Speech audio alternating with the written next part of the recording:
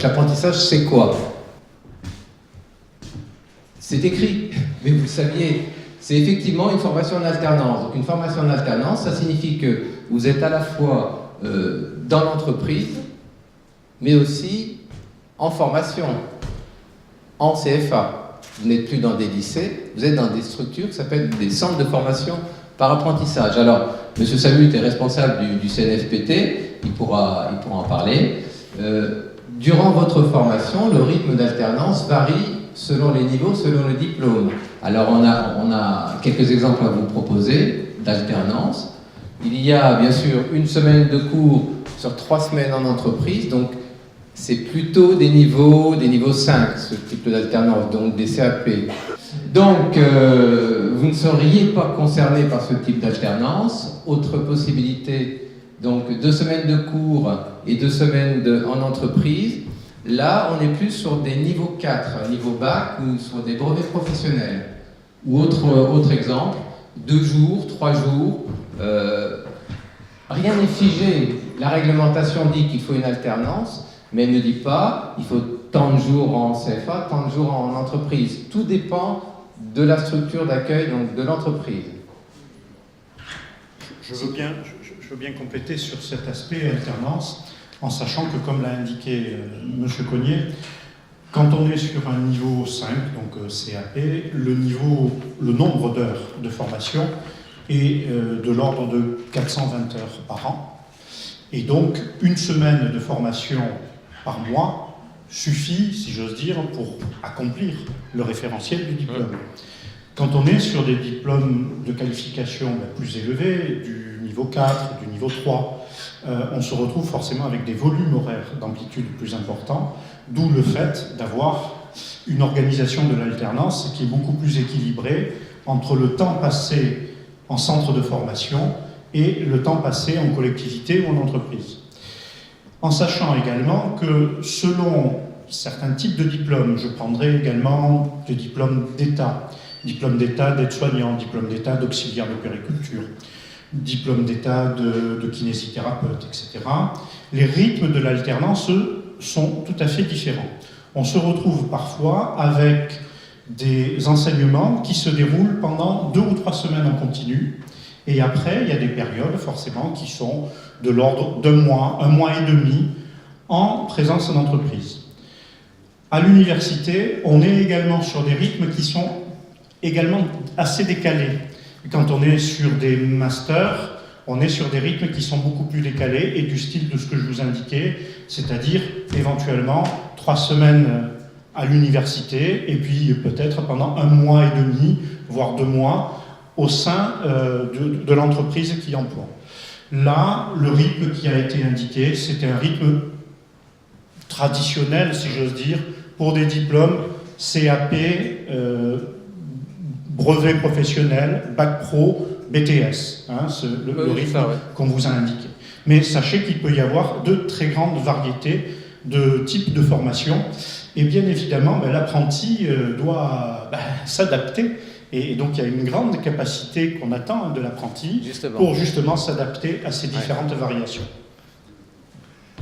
Alors, pour poursuivre ce qui vient d'être dit, il y a des compétences qui sont peut-être plus fortes quand on fait un apprentissage que quand on est dans un lycée ou dans une structure classique, on va dire. C'est un point, mais surtout, pourquoi on dit que c'est une formation, une voie d'excellence, si tu veux. Parce que bien sûr, les diplômes, ce sont les mêmes. Si vous passez je sais pas, un BTS, assistant de gestion PME, PMI dans un lycée ou dans un CFA, c'est le même diplôme. Donc, ce sont aussi forcément les mêmes sujets d'examen. Ce sont les mêmes épreuves. Traditionnellement, malheureusement, je dirais, qui va en apprentissage? Les élèves qui fonctionnent super bien ou ceux qui, ont quelques lourdeurs avec la scolarité? Et oui, ceux qui connaissent un peu des difficultés de parcours. Et pourtant, c'est un parcours extrêmement difficile parce qu'ils ont le programme de tous les autres étudiants, mais en plus, ils sont dans l'entreprise. Donc c'est pour ça qu'on vous dit, c'est une voie d'excellence, c'est une voie difficile. Mais c'est une voie effectivement qui peut permettre à des jeunes qui veulent prendre peut-être un peu de recul par rapport à la scolarité pure, de trouver un chemin et de s'épanouir. Donc ne perdez pas de vue que l'apprentissage, c'est une voie très très intéressante, mais difficile, contraignante.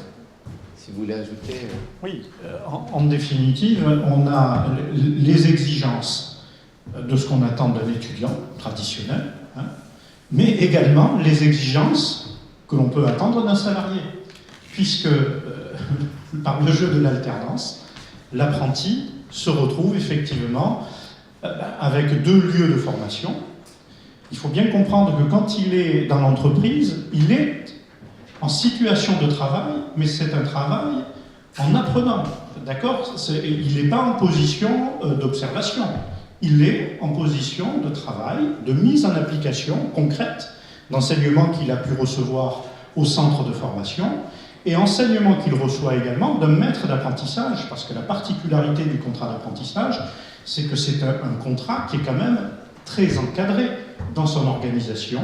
Et il faut savoir qu'à chaque apprenti, il y a un maître d'apprentissage, une personne de l'entreprise, de la collectivité, qui est un professionnel, qui a un savoir reconnu et qui va accompagner cet apprenti tout au long de son parcours de formation.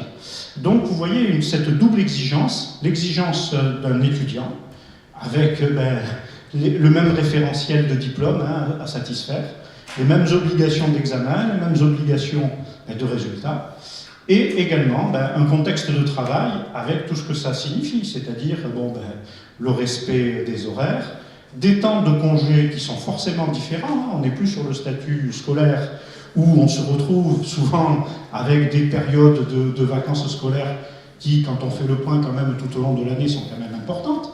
Et là, on est sur le régime du salariat, c'est-à-dire, bon an, mal an, 5-6 semaines par an de congé. Alors certes, en contrepartie, on a une rémunération, on verra, ça c'est important. On va voir, oui. Mais vous voyez, une voie d'excellence, comme le disait M. Cognier, parce qu'effectivement, on doit être bon au niveau de la formation en centre, mais on doit être également un bon professionnel lorsqu'on opère dans la collectivité ou dans l'entreprise qui nous emploie.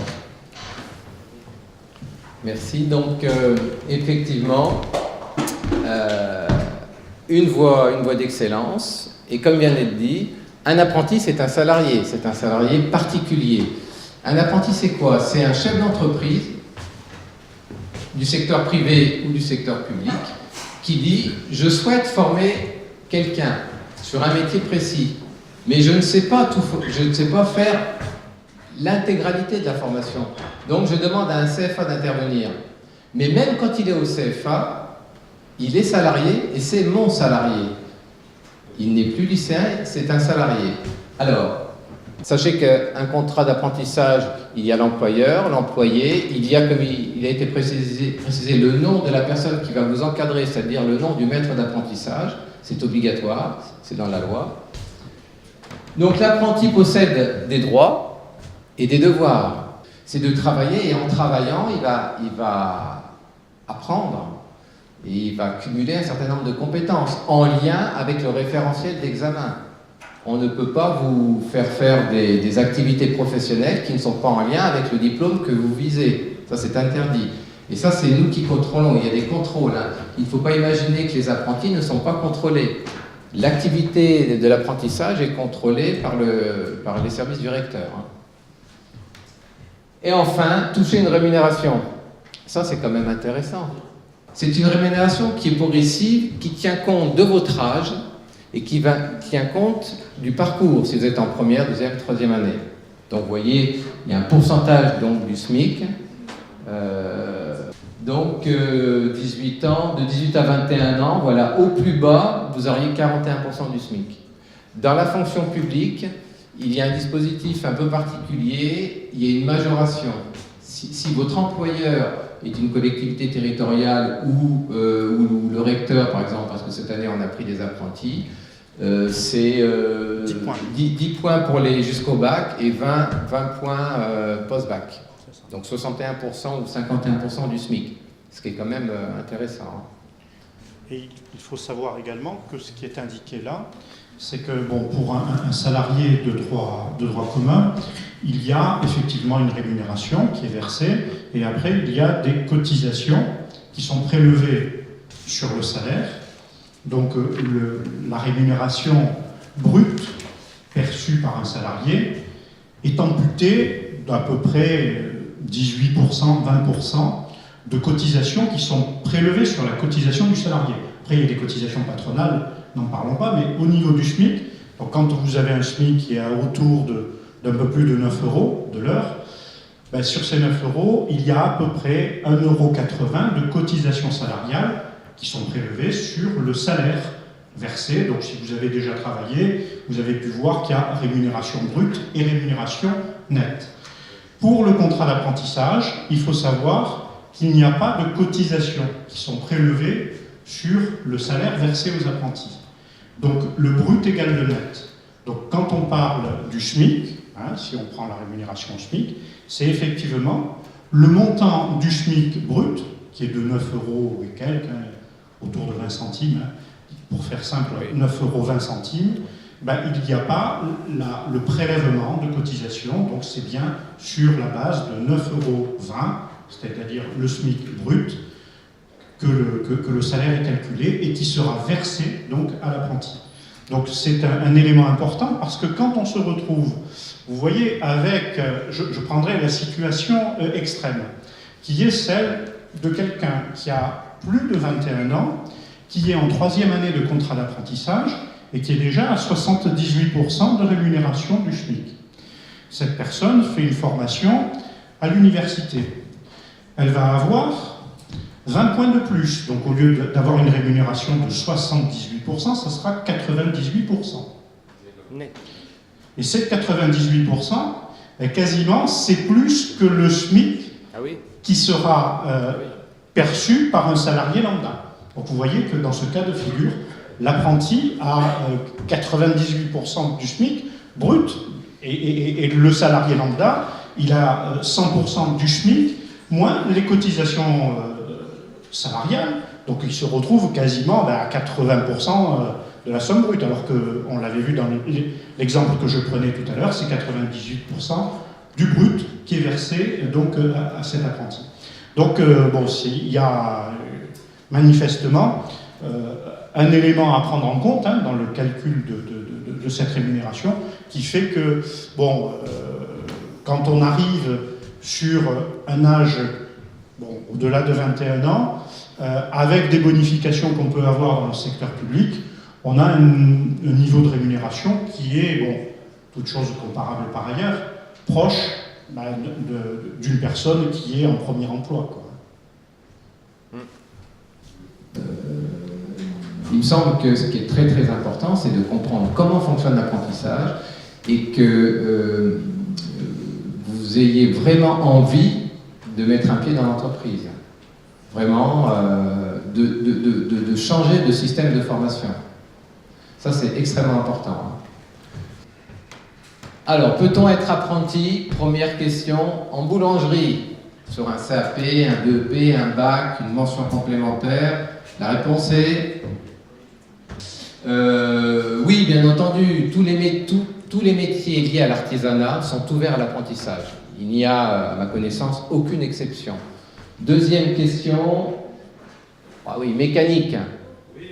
Idem.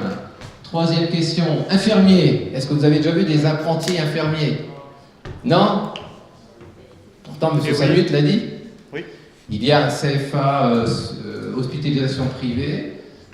Il y a un CFA sanitaire et social, où il y a donc des DE, des diplômes d'État en kiné.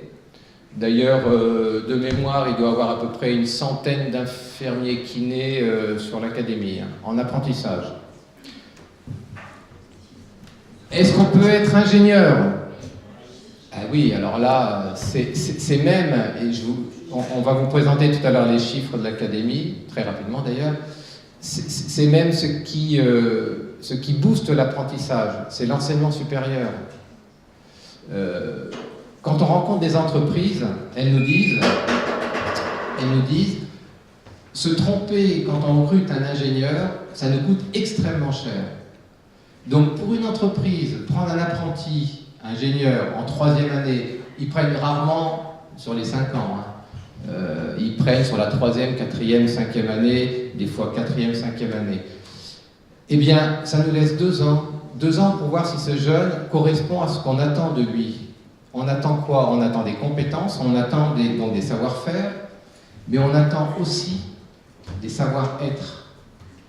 Des savoir-être. Ça ne mange pas de pain. Vous n'avez pas d'interrogation écrite sur les savoir-être. C'est arriver à l'heure, dire bonjour, avoir la volonté de s'inscrire dans une organisation de travail, dans un groupe, écouter. Voilà. Et ça, les entreprises, ils sont extrêmement sensibles. Donc, titre d'ingénieur, chimiste, BTS, aussi. L'École nationale supérieure de chimie de Montpellier a ouvert des formations d'apprentissage il y a maintenant 3 ans de mémoire. Donc, qui recrutent pas mal. Alors, avant que vous voyez cette diapo, est-ce que vous avez une idée du nombre d'apprentis sur l'académie donc, de Montpellier? Regardez, sur l'académie au 31 décembre, on avait 16 000 apprentis. 16 000 apprentis. Et oui, c'est pas rien. Et tout à l'heure, regardez les chiffres. Donc vous avez les niveaux. Regardez le niveau 1 par rapport à donc 2007, plus 1718%. Alors on partait de bas, on était à 292 apprentis. Et là regardez, 2000 apprentis en ingénieur, en titre 1, en master, 750 apprentis niveau 2. La totalité des post-bac, on doit être à 4000. D'ailleurs, il suffit de faire l'addition. Si vous prenez les niveaux 3, 2005, 4005, ouais, 5000 on est même, pratiquement. Donc vous êtes concernés là. Vous êtes tous des futurs bacheliers. Ça vient vite, hein. Donc maintenant, moi, je voudrais bien rajouter, on attend vos questions. Voilà, je voudrais bien compléter. Donc sur les chiffres, il faut savoir quand même qu'il y a 400 diplômes par apprentissage en région Languedoc-Roussillon. Vous avez un ouvrage qui est édité chaque année par le conseil régional, qui a la compétence donc, de l'apprentissage, de l'ouverture des sections. C'est une compétence qui est partagée avec l'État, bien sûr. Mais donc ce guide est édité chaque année. Vous pouvez vous le procurer auprès du conseil régional, auprès des maisons de la région, et également il est en ligne sur le site internet donc, du conseil régional. Et donc l'apprentissage est une excellente voie d'accès à l'emploi, puisque toutes les études qui ont pu être faites depuis quand même de très nombreuses années montrent que le taux d'insertion dans l'emploi des apprentis est relativement élevé, et Franck Cognier l'a indiqué, 80%, c'est 6 mois après l'obtention du diplôme, et 80% des apprentis, 6 mois après leur diplôme, sont dans une situation professionnelle. Ça peut être très souvent auprès de l'employeur qui les a accueillis en contrat d'apprentissage, c'est le cas assez souvent, mais comme il n'y a pas d'obligation pour l'employeur de signer un contrat de travail avec l'apprenti à la fin du contrat d'apprentissage, donc de toute façon, l'apprenti a des atouts à faire valoir pour justement bien se positionner sur le marché du travail, parce qu'il a effectivement un diplôme reconnu et également une expérience professionnelle. Sachez aussi que quand on parlait des obligations, là j'y reviens parce que c'est important, notamment parce que depuis quelque temps, la fonction publique s'ouvre effectivement à l'accueil d'apprentis. Alors quand je dis la fonction publique, il faut comprendre que c'est forcément les services de l'État, mais également le service des collectivités territoriales, les communes, les intercommunalités, les services du département, les services de la région. Donc tous ces services de fonction publique s'ouvrent à l'accueil d'apprentis depuis quelques années maintenant, et sachez que dans ce cadre, les apprentis qui travaillent dans ces structures sont soumis quasiment aux mêmes obligations qu'ont les fonctionnaires sur le plan de la neutralité, de la discrétion professionnelle, enfin, de tous les engagements qu'on attend d'un fonctionnaire. Et donc, c'est aussi une vraie découverte de la vie réelle au niveau du travail. Et ça, je pense que l'apprenti gagne en maturité, de par son statut, qui n'est plus celui du simple étudiant. C'est effectivement un professionnel en devenir. Voilà. Oui. Alors concrètement, votre parcours qui arrive très vite, vous pouvez là décider de partir post-bac dans une université en L1, L2 de manière classique, ou un BTS, et pour autant faire la deuxième année de votre BTS en apprentissage. C'est pas parce que vous commencez en initiale scolaire que vous ne pouvez pas ensuite rattraper un apprentissage en deuxième année BTS. Même chose sur des licences, même chose, je l'ai dit, sur des écoles d'ingénieurs, etc. Vous pouvez signer des contrats d'apprentissage à n'importe quel moment du cycle. Quand je dis n'importe quel moment, c'est en deuxième année, en troisième année. En plein milieu d'année, ce n'est pas possible. Ça, c'est une chose que vous devez savoir. Également, parce qu'on en a tous les ans, et je dirais qu'on en a de plus en plus, des bacheliers qui, en septembre-octobre, n'ont soit pas obtenu ce qu'ils voulaient dans leur affectation post-bac sur APB, ou tout simplement se disent finalement, le bac que j'ai fait, c'était pas vraiment ce que je voulais faire. Ce que je veux faire, c'est un CAP chocolatier ou boulanger. Vous pouvez signer un contrat d'apprentissage sur un CAP et on peut même vous proposer une réduction de parcours, faire un CAP en 1 an. Parce qu'à partir du moment où vous avez un bac, vous n'avez pas les épreuves d'enseignement général à repasser, vous vous focalisez sur l'enseignement professionnel. Donc ça, c'est une possibilité de parcours. Mais on attend vos questions là, parce que sinon on va parler pendant...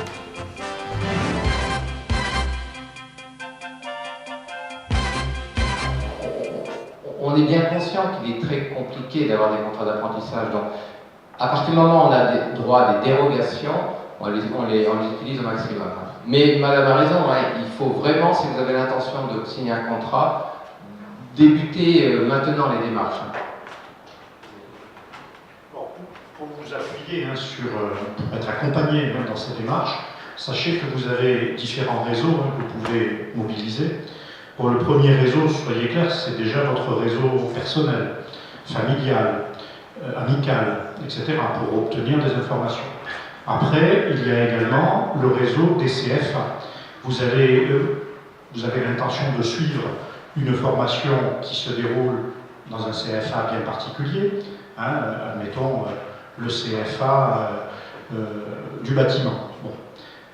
Il vous faudra prendre contact le plus tôt possible avec ce centre de formation, parce que ce centre de formation est en relation avec les employeurs et il peut collecter forcément des propositions de contrats d'apprentissage en provenance de ces employeurs. Et donc, il pourra éventuellement vous mettre en relation avec des employeurs. Donc, il y a le réseau des CFA à rencontrer. Le réseau des missions locales aussi. Sachez que il y a dans la plupart des missions locales des conseillers qui sont dédiés au développement de l'apprentissage et les missions locales peuvent vous aider à préparer, parce que quand on fait une candidature, préparer des CV, préparer des lettres de motivation, préparer des entretiens. Donc sachez que vous devez aussi vous rapprocher de ce réseau-là. Et puis, il y a une bourse régionale de l'apprentissage qui existe sur le site internet et vous le retrouverez forcément dans le cadre de visite du site du conseil régional ou du document que je vous ai présenté tout à l'heure. Sachez qu'il y a également une bourse de l'apprentissage en région qui recueille tant les propositions d'employeurs qui souhaitent donc accueillir des apprentis, mais également la possibilité pour vous de vous inscrire en indiquant que vous recherchez un contrat d'apprentissage. Il y a aussi différentes initiatives qui sont prises par les CFA, des opérations qu'on peut appeler job dating, ça se décline à l'échelle de chaque département, et donc c'est des journées qui sont organisées pour permettre à des employeurs et à des apprentis de se rencontrer. Tout ça, ce sont des opérations qui sont organisées la plupart du temps par le conseil régional et les CFA. Donc une première démarche à faire, hein, si j'ose dire, quand vous êtes dans ce projet de formation par alternance, vous rapprochez du CFA dans lequel vous envisagez de faire cette formation, vous rapprochez des missions locales, vous inscrire sur la bourse de l'apprentissage. Hein. C'est des démarches basiques, mais qu'il ne faut pas négliger. En sachant que c'est une démarche éprouvante. Il ne faut pas croire que demain, vous allez trouver un contrat d'apprentissage. Il y a, malheureusement, beaucoup plus de demandeurs que d'offres en apprentissage. C'est aussi la réalité, si j'ose dire, du marché du travail actuellement.